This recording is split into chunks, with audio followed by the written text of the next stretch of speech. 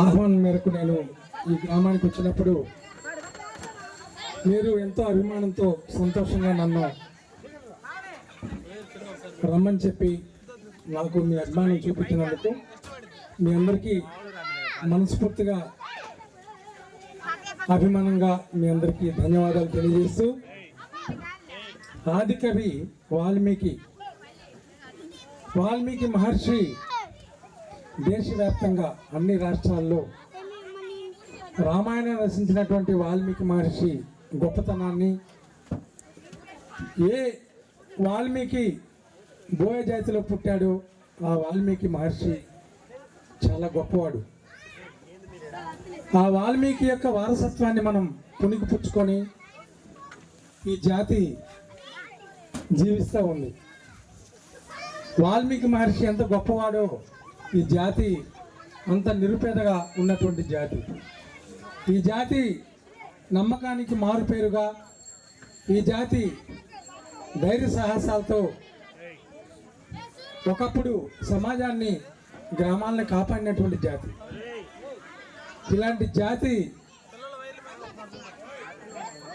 ఎంతో ఇబ్బంది పడి పేదరికాన్ని అనుభవిస్తున్నటువంటి పరిస్థితి.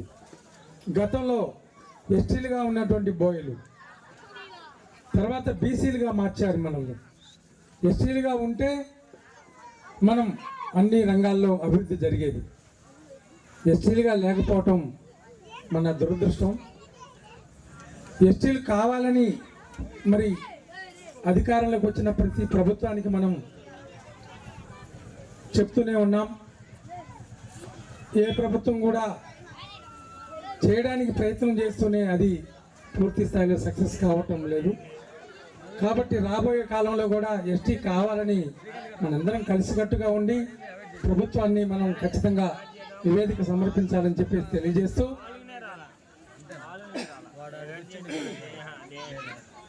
పూజంతం రామ రామేతి మధురం మధురాక్షరం ఆరుహ్య కవితాశాఖం వందే వాల్మీకి కోకిలం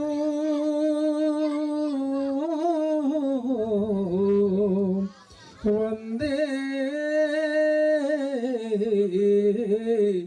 వాల్మీకి కోకిలం. జై వాల్మీకి, వాల్మీకి మహర్షికి జై. వాల్మీకి, వాల్మీకుల ఐక్యత, వాల్మీకుల ఐక్యత. బోయలను ఎస్టీల్లో ఈరోజు